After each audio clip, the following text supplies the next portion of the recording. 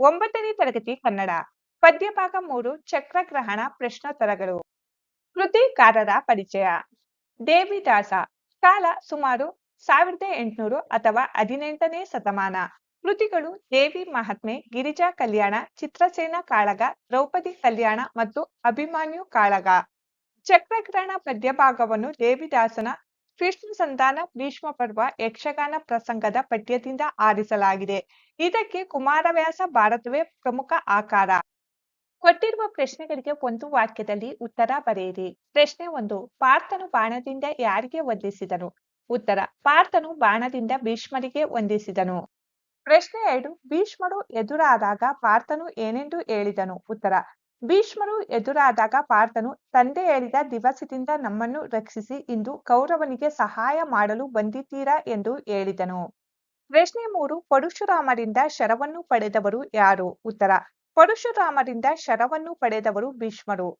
ಪ್ರಶ್ನೆ 4. ಕೃಷ್ಣನು ಚಕ್ರವನ್ನು ಹಿಡಿದಾಗ ಏನಾಯಿತು? ಉತ್ತರ: ಕೃಷ್ಣನು ಚಕ್ರವನ್ನು ಹಿಡಿದಾಗ ಭೂಮಿಯ 4 ದಿಕ್ಕುಗಳಲ್ಲಿ ತಲ್ಲಣ ಉಂಟಾಯಿತು. ಕೊಟ್ಟಿರುವ ಪ್ರಶ್ನೆಗಳಿಗೆ 3-4 ವಾಕ್ಯಗಳಲ್ಲಿ ಉತ್ತರಿಸಿ. ಪ್ರಶ್ನೆ 1. ಭೀಷ್ಮರು ಕ್ರೋಧಗೊಳ್ಳಲು ಕಾರಣವೇನು? ಉತ್ತರ: ಮಹಾಭಾರತ ಯುದ್ಧದ 3ನೇ ದಿನ ಅರ್ಜುನ ಮತ್ತು ಭೀಷ್ಮರು ಎದುರಾಗಿ ಹೋರಾಡುವ ಸಂದರ್ಭ ಬರುತ್ತದೆ. ಆಗ ಭೀಷ್ಮರು ಅರ್ಜುನನಿಗೆ ಪ್ರಾಣಾಪಾಯವಾಗದಂತೆ ವೀರಾವೇಶದಿಂದ ಹೋರಾಡುತ್ತಾರೆ. ಅವರು ಆಕಾಶಾಸ್ತ್ರಗಳನ್ನು ಬಿಟ್ಟಾಗ ಪರಾಕ್ರಮಿಯಾದ ಅರ್ಜುನನು ಅವುಗಳೆಲ್ಲವನ್ನು ತುಂಡರಿಸಿ ತಾನು ಬಾಣಗಳ ಸುರಿಮಳೆಗೈಯುತ್ತಾನೆ. ಆಗ ಭೀಷ್ಮನ ರಥದ ಕುದುರೆಗಳು ಒದ್ದಾಡಿ ಸಾರಥಿಯು ಮೂರ್ಛೆಗೊಳ್ಳುವನು. ಈ ಹೋರಾಟದಲ್ಲಿ ಭೀಷ್ಮರು ಬಳಲಿ ಆಯಾಸಗೊಂಡಿದ್ದರೂ ಬಿಡದೆ ಕೃಷ್ಣನನ್ನು ಗೆಲ್ಲಲೇಬೇಕೆಂದು ಕ್ರೋಧಗೊಳ್ಳುವರು. ಪ್ರಶ್ನೆ 2. ಭೂಮಿಯ 4 ದಿಕ್ಕುಗಳಲ್ಲಿ ತಲ್ಲಣ ಉಂಟಾಯಿತು ಏಕೆ? ಉತ್ತರ: ಭೀಷ್ಮನು ಬಿಟ್ಟ ಬಾಣವು ಕೃಷ್ಣನ ಹಣೆಗೆ ನಾಟಿ ಹಣೆ ಬಿರಿದು ರಕ್ತ ಸುರಿಯಲು ಪ್ರಾರಂಭವಾದಾಗ ಕೃಷ್ಣನು ಕ್ರೋಧಗೊಂಡು ತುಟಿ ಕಚ್ಚಿ ರೋಷದಿಂದ ಕೌರವರ ಪರಾಕ್ರಮವನ್ನು ಅರಿಯುವ ಕಲ್ಲಿನಲ್ಲಿ ಜಜ್ಜುವಂತೆ ಜಜ್ಜಿ ಭೀಷ್ಮನನ್ನು ನಾಶಗೊಳಿಸುವೆ. ಈ ಜಗತ್ತಿನ ಶತಕೋಟಿ ಜನರು ಬ್ರಹ್ಮ, ಶಿವ, ಇಂದ್ರ, ಯಮನ ಪರಿಜನರು ಯಾರೇ ಅಡ್ಡಿ ಬಂದರೂ ಬಿಡುವುದಿಲ್ಲ ಎಂದು ಗರ್ಜಿಸುತ್ತಾ ಕುದುರೆಯ ಕಡಿವಾಣವನ್ನೆಸೆದು ಚಕ್ರವನ್ನು ಕೈಗೆತ್ತಿಕೊಂಡಾಗ ಭೂಮಿಯ 4 ದಿಕ್ಕುಗಳಲ್ಲಿ ತಲ್ಲಣ ಉಂಟಾಯಿತು. ಪ್ರಶ್ನೆ 3. ಕೃಷ್ಣನ ಕ್ರೋಧಕ್ಕೆ ಭೀಷ್ಮನು ಹೇಗೆ ಪ್ರತಿಕ್ರಿಯಿಸಿದನು? ಉತ್ತರ: ಕೃಷ್ಣ ಕ್ರೋಧವನ್ನು ಕಂಡ ಭೀಷ್ಮನು ಹೆದರಿ ಅವನ ಬಳಿ ಬಂದು ಲಕ್ಷ್ಮೀಪತಿ ಮುಕುಂದ ಮುರಾರಿ ನಿನಗೆ ಜಯವಾಗಲಿ ಎನ್ನುತ್ತಾ ಅವನಿಗೆ ನಮಸ್ಕರಿಸಿ ಅವನ ಮೃದುವಾದ ಕೈಗಳನ್ನು ಹಿಡಿದು ಪ್ರೀತಿಯಿಂದ ನನ್ನ ಮಾತನ್ನು ಆಲಿಸಬೇಕು. ನನ್ನ ಕುತ್ತಿಗೆಯನ್ನು ಸೀಳಲು ಚಕ್ರವನ್ನು ಹಿಡಿದಿರುವೆಯಾ? ನಿನ್ನ ಸೇವಕ ನಾನು. ಲೋಕವನ್ನು ರಕ್ಷಿಸುವ ಪ್ರಭುವೆ, ಮಹಾನುಭಾವ, ಹುಲ್ಲನ್ನು ಕತ್ತರಿಸಲು ಕೊಡಲಿ ಬೇಕೇ? ನನ್ನ ಕೂದಲನ್ನು ಕತ್ತರಿಸಿದರೆ ಸಾಕು, ನಾನು ನಿನಗೆ ಶರಣಾಗುತ್ತೇನೆ ಎಂದು ಸಮಾಧಾನದ ಮಾತುಗಳನ್ನಾಡಿ ಪ್ರತಿಕ್ರಿಯಿಸಿದನು. ಪ್ರಶ್ನೆ 3. ಭೀಷ್ಮರು ಕೃಷ್ಣನ ಕೈ ಹಿಡಿದು ಏನೆಂದು ನಿವೇದಿಸಿಕೊಂಡರು? ಉತ್ತರ: ಭೀಷ್ಮರು ಕೃಷ್ಣನ ಕೈ ಹಿಡಿದು ಪ್ರೀತಿಯಿಂದ ತನ್ನ ಮಾತನ್ನು ಆಲಿಸಬೇಕು. ನನ್ನ ಕುತ್ತಿಗೆಯನ್ನು ಸೀಳಲು ಚಕ್ರವನ್ನು ಹಿಡಿದಿರುವೆಯಾ? ನಿನ್ನ ಸೇವಕ ನಾನು. ಲೋಕವನ್ನು ರಕ್ಷಿಸುವ ಪ್ರಭುವೆ, ಮಹಾನುಭಾವ, ಹುಲ್ಲನ್ನು ಕತ್ತರಿಸುವುದಕ್ಕೆ ಕೊಡಲಿ ಬೇಕೇ? ನನ್ನ ಕೂದಲನ್ನು ಕತ್ತರಿಸಿದರೆ ಸಾಕು, ನಾನು ನಿನಗೆ ಶರಣಾಗುತ್ತೇನೆ. ಚಕ್ರವನ್ನು ಹಿಂತಿರುಗಿಸು ಎಂದು ನಿವೇದಿಸಿಕೊಂಡರು. ಸಂದರ್ಭ ಸಹಿತ ಸ್ವಾರಸ್ಯವನ್ನು ವಿವರಿಸಿ. 1. ಉಭಯ ಪಕ್ಷದಲ್ಲಿ ನಿಮಗೆ ಭೇದವೇ? ಆಯ್ಕೆ. ಈ ಮೇಲಿನ ವಾಕ್ಯವನ್ನು ದೇವದಾಸ ಕವಿಯ ಯಕ್ಷಗಾನ ಪ್ರಸಂಗ ಪಠ್ಯದ ಕೃಷ್ಣ ಸಂತಾನ ಭೀಷ್ಮ ಪರ್ವದಿಂದ ಆಯ್ದುಕೊಳ್ಳಲಾದ ಚಕ್ರಗ್ರಹಣ ಎನ್ನುವ ಪದ್ಯಭಾಗದಿಂದ ಆಯ್ದುಕೊಳ್ಳಲಾಗಿದೆ. ಸಂದರ್ಭ: ಮಹಾಭಾರತ ಯುದ್ಧದ 3ನೇ ದಿನ ಅರ್ಜುನನು ಭೀಷ್ಮರಿಗೆ ಎದುರಾಗಿ ಯುದ್ಧ ಮಾಡಬೇಕಾದ ಸಂದರ್ಭ ಬಂದಾಗ ಭೀಷ್ಮರಿಗೆ ತಂದೆಯನ್ನು ಕಳೆದುಕೊಂಡ ದಿನದಿಂದ ನಮ್ಮನ್ನು ನೀವೇ ರಕ್ಷಿಸಿ ಇಂದು ಕೌರವನಿಗೆ ಸಹಾಯ ಮಾಡಲು ಬಂದಿದ್ದೀರಾ? ಮಕ್ಕಳ ಈ ಉಭಯ ಪಕ್ಷದಲ್ಲಿ ನಿಮಗೆ ಭೇದವೇ ಎಂದು ಅರ್ಜುನನು ಕೇಳುವನು. ಸ್ವಾರಸ್ಯ: ಪಾಂಡವರಿಗೂ ಕೌರವರಿಗೂ ಹಿರಿಯರಾದ ಭೀಷ್ಮರು ಇಂದು ಕೇವಲ ಕೌರವರ ಪಕ್ಷದಲ್ಲಿದ್ದು ಪಾಂಡವರ ವಿರುದ್ಧ ಯುದ್ಧ ಮಾಡುವುದು ಎಷ್ಟು ಸರಿ ಎಂಬ ವಿಚಾರವು ಇಲ್ಲಿ ಸ್ವಾರಸ್ಯಪೂರ್ಣವಾಗಿ ಮೂಡಿಬಂದಿದೆ. ವಾಕ್ಯ 2. ಚತುರ್ದಶ ಭುವನ ತಲ್ಲಣಿಸಿತು.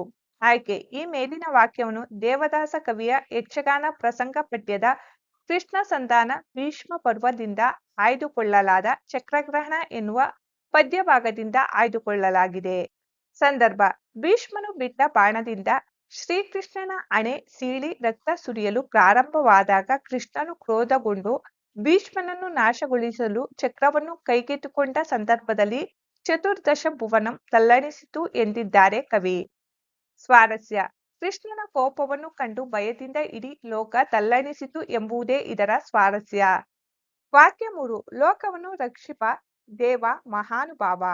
ಆಯ್ಕೆ ಈ ಮೇಲಿನ ವಾಕ್ಯವನ್ನು ದೇವದಾಸ ಕವಿಯ ಯಕ್ಷಗಾನ ಪ್ರಸಂಗ ಪದ್ಯದ ಕೃಷ್ಣ ಸಂಧಾನ ಭೀಷ್ಮ ಪರ್ವದಿಂದ ಆಯ್ದುಕೊಳ್ಳಲಾದ ಚಕ್ರಗ್ರಹಣ ಎನ್ನುವ ಪದ್ಯ ಭಾಗದಿಂದ ಆಯ್ದುಕೊಳ್ಳಲಾಗಿದೆ. ಸಂದರ್ಭ ಭೀಷ್ಮರು ಬಿಟ್ಟ ಪರಶುರಾಮನ ಬಾಣವು ಕೃಷ್ಣನ ಹಣೆಗೆ ತಾಕಿದಾಗ ಕೋಪಗೊಂಡ ಕೃಷ್ಣನು ಬ್ರಹ್ಮ ಮಹೇಶ್ವರರೇ ಬಂದರು ಭೀಷ್ಮರನ್ನು ಬಿಡಲಾರೆನೆಂದು ಚಕ್ರವನ್ನು ಕೈಗೆತ್ತಿಕೊಂಡ ಸಂದರ್ಭದಲ್ಲಿ ಭೀಷ್ಮರು ಕೃಷ್ಣ ಕೋಪವನ್ನು ತಣ್ಣಗಾಗಿಸಲು ಕೃಷ್ಣನ ಬಳಿ ಬಂದು ಅವನ ಕೈ ಹಿಡಿದು ಪ್ರೀತಿಯಿಂದ ಲೋಕವನ್ನು ರಕ್ಷಿಪ ದೇವ ಮಹಾನುಭಾವ ನನ್ನ ಮಾತನ್ನು ಆಲಿಸಬೇಕು ಎಂದು ಸಂತೈಸುವಾಗ ಈ ಮಾತು ಬಂದಿದೆ. ಸ್ವಾರಸ್ಯ ಭೀಷ್ಮರು ಕೃಷ್ಣನ ಕೋಪವನ್ನು ಇಳಿಸುವ ಸಲುವಾಗಿ ಅವನನ್ನು ಓಲೈಸುತ್ತಾ ಭಕ್ತಿಯಿಂದ ಲೋಕವನ್ನು ರಕ್ಷಿಪ ದೇವ ಮಹಾನುಭಾವ ಎಂದು ಹೇಳುವುದು ಇಲ್ಲಿ ಸ್ವಾರಸ್ಯಪೂರ್ಣವಾಗಿ ಮೂಡಿಬಂದಿದೆ. 4 ತೃಣವ ಮುರಿಯುವುದಕ್ಕೆ ಕೊಡಲಿಯೂ ಬೇಕೆ. ಆಯ್ಕೆ ಈ ಮೇಲಿನ ವಾಕ್ಯವನ್ನು ದೇವದಾಸ ಕವಿಯ ಯಕ್ಷಗಾನ ಪ್ರಸಂಗ ಪದ್ಯದ ಕೃಷ್ಣ ಸಂಧಾನ ಭೀಷ್ಮ ಪರ್ವದಿಂದ ಆಯ್ದುಕೊಳ್ಳಲಾದ ಚಕ್ರಗ್ರಹಣ ಎನ್ನುವ ಪದ್ಯ ಭಾಗದಿಂದ ಆಯ್ದುಕೊಳ್ಳಲಾಗಿದೆ.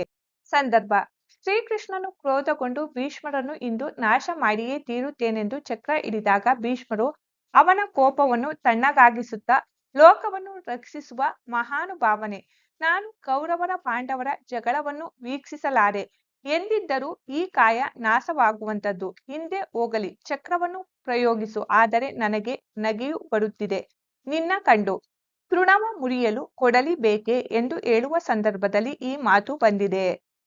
ಸ್ವಾರಸ್ಯ ಕೃಷ್ಣನ ಮುಂದೆ ತಾನು ಅತ್ಯಲ್ಪನೆಂದು ಮತ್ತು ಕೃಷ್ಣನಿಂದ ಮೋಕ್ಷ ಹೊಂದುವುದರಲ್ಲಿ ಶ್ರೇಷ್ಠತೆ ಇದೆ ಎಂದು ಭೀಷ್ಮರು ಹೇಳಿರುವುದು ಸ್ವಾರಸ್ಯಪೂರ್ಣವಾಗಿ ಮೂಡಿಬಂದಿದೆ. ಕೊಟ್ಟಿರುವ ಪ್ರಶ್ನೆಗಳಿಗೆ 8-10 ವಾಕ್ಯಗಳಲ್ಲಿ ಉತ್ತರಿಸಿ. ಪ್ರಶ್ನೆ 1 ಕುಪಿತನಾದ ಕೃಷ್ಣನನ್ನು ಭೀಷ್ಮರು ಸಂತೈಸಿದ ಬಗೆಯನ್ನು ವಿವರಿಸಿ. ಉತ್ತರ ಭೀಷ್ಮರು ಹೂಡಿದ ಬಾಣದಿಂದ ಕೃಷ್ಣನ ಹಣೆಯು ಬಿರಿಯಿತು.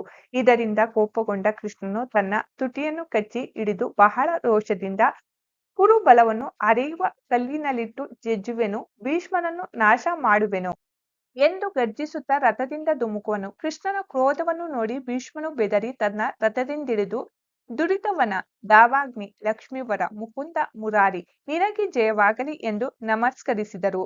ಭೀಷ್ಮರು ತಿರುಗಿ ಎದ್ದ ಅಚ್ಯುತನ ಮೃದುವಾದ ಕರವನ್ನು ಹಿಡಿದರು.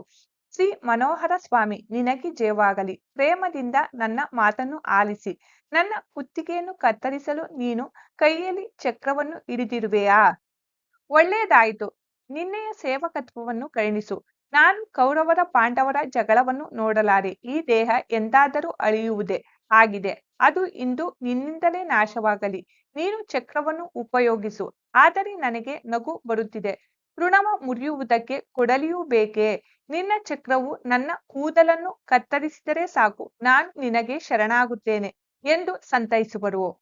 ಪ್ರಶ್ನೆ 2 ಪಾರ್ಥ ಭೀಷ್ಮರ ನಡುವೆ ನಡೆದ ಸರಸಂವಾದವನ್ನು ನಿಮ್ಮ ಮಾತುಗಳಲ್ಲಿ ಬರೆಯಿರಿ. ಉತ್ತರ ಮಹಾಭಾರತ ಯುದ್ಧದ 3ನೇ ದಿನ ಪರಾಕ್ರಮಿ ಅರ್ಜುನನು ಗಂಗಾಸುತನಾದ ಭೀಷ್ಮರಿಗೆ ಎದುರಾಗಿ ಹೋರಾಡಬೇಕಾದ ಸಂದರ್ಭ ಬರುತ್ತದೆ. ಆಗ ಅರ್ಜುನನು ಕೃಷ್ಣನೇ ಕೇಳು ಈ ದಿನ ನಮ್ಮ ಹಿರಿಯರೊಡನೆ ಯುದ್ಧ ಮಾಡುವ ಸಂದರ್ಭ ಬಂದಿರುವುದರಿಂದ ಮೊದಲು ಅವರಿಗೆ ಬಾಣಗಳಿಂದ ವಂದಿಸುವೆ ಎನ್ನುತ್ತಾ ಬಿಲ್ಲಿಗೆ ಬಾಣ ಹೂಡಿ ಹಿರಿಯರ ಪಾದಗಳಿಗೆ ನಮಸ್ಕಾರ ಎನ್ನುತ್ತಾ ಬಿಡಲು ಆ ಬಾಣಗಳೆರಡು ಒಂದು ಭೀಷ್ಮರ ಪಾದಗಳ ಬಳಿ ನಮಸ್ಕರಿಸುವಂತೆ ಬೀಳುತ್ತದೆ. ಅದನ್ನು ಕಂಡ ಭೀಷ್ಮರು ಸಂತೋಷಗೊಳ್ಳುವರು. ನಂತರ ತಾವು ಬಾಣಗಳನ್ನು ಬಿಡಲು ಅರ್ಜುನನು ಬಾಣಗಳ ಗುಂಪಿನಿಂದ ಅವುಗಳನ್ನು ತುಂಡರಿಸಿ ನಗು ತಂದೆ ಹೇಳಿದ ದಿವಸದಿಂದ ನೀವೇ ನಮ್ಮನ್ನು ರಕ್ಷಿಸಿ ಇಂದು ಕೌರವನಿಗೆ ಸಹಾಯ ಮಾಡಲು ಬಂದಿದ್ದೀರಾ ಮಕ್ಕಳ 2 ಪಕ್ಷಗಳಲ್ಲಿ ನಿಮಗೆ ಭೇದವೇ ಎನ್ನಲು ಭೀಷ್ಮರು ಅರ್ಜುನನೊಡನೆ ಸಣ್ಣ ಮಕ್ಕಳಂತೆ ಮಾತನಾಡಬೇಡ ನಿಮ್ಮ 5 ಜನರ ಕುರಿತು ನನ್ನ ಗಮನ ಹಿರಿದಾಗಿ ದಯವೋ ದುಗುಡವೋ ಎಂಬುದು ಶ್ರೀಕೃಷ್ಣ ಬಲ್ಲನು. ಹೀಗೇಕೆ ಆ ಮಾತು ಶಿವ ಕೊಟ್ಟ ಬಾಣಗಳನ್ನು ತೆಗೆದುಕೋ ನನ್ನ ಮೇಲೆ ಬಿಡು ಎನ್ನುತ್ತಾ ಆಕಾಶಾಸ್ತ್ರಗಳನ್ನು ಬಳಸಿ ಆಕಾಶದಲ್ಲಿ ಆವರಿಸುವಂತೆ ಬಿಡುವರು. ಅರ್ಜುನನು ಬಾಣಗಳ ಸುರಿಮಳೆಗೈದು ಅವುಗಳನ್ನು ಕತ್ತರಿಸುವನು. ಆಗ ಭೀಷ್ಮರ ರಥದ ಕುದುರೆಗಳು ಒದ್ದಾಡಿ ಸಾರಥಿಯು ಮೂರ್ಛೆ ಹೋಗುವ ಅದನ್ನು ಕಂಡ ಭೀಷ್ಮರು ಬೆರಗಾಗಿ ಬಲೆ ಸಂತೋಷ ಎಂದು ಅರ್ಜುನನನ್ನು ಹೊಗಳುವರು. ಅರ್ಜುನನು ಹಿರಿಯರಾದ ಭೀಷ್ಮರ ಮೇಲಿಟ್ಟಿದ್ದ ಗೌರವ ಭಾವನೆಯನ್ನು ಭೀಷ್ಮರು ಅರ್ಜುನನ ಮೇಲಿಟ್ಟಿದ್ದ ಪ್ರೀತಿಯನ್ನು ಸರಸಂವಾದದ ಮುಖಾಂತರ ನಮಗೆ ಪರಿಚಯಿಸಿಕೊಟ್ಟಿರುವುದು ಕವಿಯ ಹೆಗ್ಗಳಿಕೆಗೆ ಸಾಕ್ಷಿಯಾಗಿದೆ ಎನ್ನಬಹುದು.